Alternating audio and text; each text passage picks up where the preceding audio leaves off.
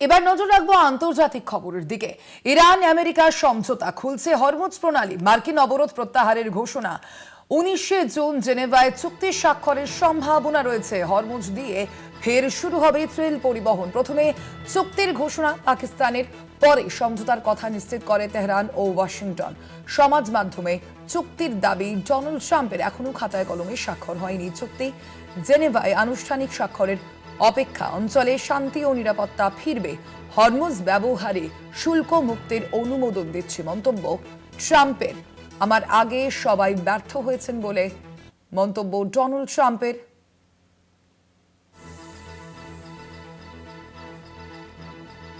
আমরা দেখেছি গত 28শে ফেব্রুয়ারি থেকে যেভাবে উত্তপ্ত হয়ে উঠেছিল পশ্চিম এশিয়া। ইরানের উপর যখন হামলা চালানো হয়েছিল আমেরিকা এবং ইসরায়েলের তরফ থেকে, সেই হামলায় আমরা দেখেছিলাম ইরানের সর্বোচ্চ ধর্মীয় নেতা আয়াতুল্লাহ আলী খামেনির মৃত্যু হয়েছিল এবং সেই ঘটনার পরে সেই সংঘাতের আঁচ গিয়ে পৌঁছেছিল পশ্চিম এশিয়ার বিভিন্ন দেশগুলিতে। যুদ্ধ পরিস্থিতি জারি ছিল বহুদিন ধরে এবং তারপর অবশেষে যুদ্ধবিরতি চলছিল।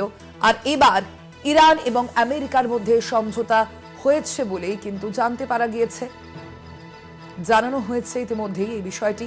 খুলছে এবার হরমুজ প্রণালী, অর্থাৎ যেই হরমুজ প্রণালী বন্ধ রাখা হয়েছিল ইরানের তরফ থেকে এবং সেই হরমুজ প্রণালী বন্ধ রাখার কারণে আমরা দেখেছিলাম রীতিমতো জ্বালানি সংকট সৃষ্টি হয়েছিল, সেখানেই এবার মার্কিন অবরোধ প্রত্যাহারের ঘোষণা করা হয়েছে।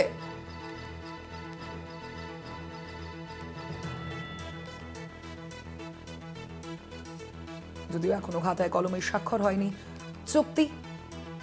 আমরা কথা বলবো না, আমাদের সঙ্গে এই মুহূর্তে ফোন লাইনে আমরা যোগাযোগ করতে পেরেছি আন্তর্জাতিক সম্পর্ক বিশেষজ্ঞ ইমন কল্যাণ লাহিড়ীর সঙ্গে। ইমন কল্যাণ বাবু, আপনাকে স্বাগত জানাই কলকাতা টিভিতে। ইমন বাবু, যেভাবে আমরা দেখেছি যে গত 28শে ফেব্রুয়ারি থেকে কিন্তু পশ্চিম এশিয়ার যে পরিস্থিতি তা কিন্তু অত্যন্ত উত্তেজিত হয়েছিল, উত্তপ্ত হয়েছিল, আর সেই পরিস্থিতিতে হরমুজ প্রণালী বন্ধ করা ছিল। আর এবার সেই সমস্যা হয়তো কোথাও কোথাও গিয়ে একটা মিটতে চলেছে। কিন্তু এক্ষেত্রে আপনার কি মনে হয় যে এই যে দুটি দেশের মধ্যে সমঝোতা হলো, সেখানে কি কাউকে কোথাও গিয়ে একটা ঝুঁকতে হলো, কাউকে কিছু নীতি কি অন্য একটি দেশের স্বীকার করে নিতে হলো, এবং এই পরিস্থিতি কি আগামী দিনেও বজায় থাকবে? দেখুন, মূলত এটা একতরফা হয়ে যাচ্ছিল, বিশেষ করে ডোনাল্ড ট্রাম্পের ব্যক্তিগত সিদ্ধান্তের জন্য এই সমস্যাটা সৃষ্টি হয়েছিল। শুধু এই সমস্যাটা নয়, পৃথিবীর নানা ক্ষেত্রে ডোনাল্ড ট্রাম্পের একক সিদ্ধান্তের জন্য অনেক যুদ্ধ, অনেক সমস্যার সূত্রপাত, যেখানে তিনি অকারণে এমন এমন দেশকে সমর্থন জানিয়েছিলেন যার জন্য পৃথিবীতে অস্থিরতা বেড়ে যাচ্ছিল।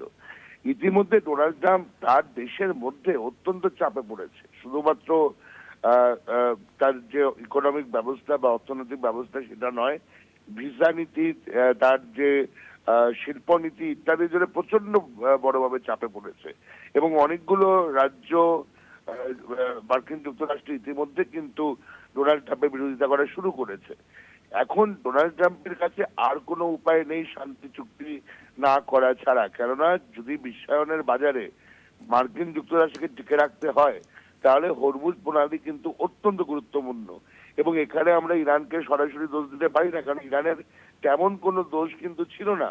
একতরফা ফার্স্ট স্ট্রাইক মার্কিন যুক্তরাষ্ট্র করেছে এবং পরবর্তী যে সমস্যার সমাধান সেটা আজকে পৃথিবী বুঝে গেছে যে এরকম ভাবে একটা প্রণালী বন্ধ করে যুদ্ধ পরিস্থিতি নিয়ে সাধারণ মানুষের কষ্টের মুখে তাদের ঠেলে দেওয়াটা কখনোই সুখকর নয়।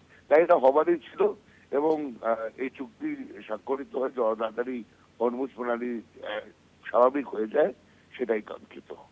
ধন্যবাদ আপনাকে ইমন কল্যাণ বাবু।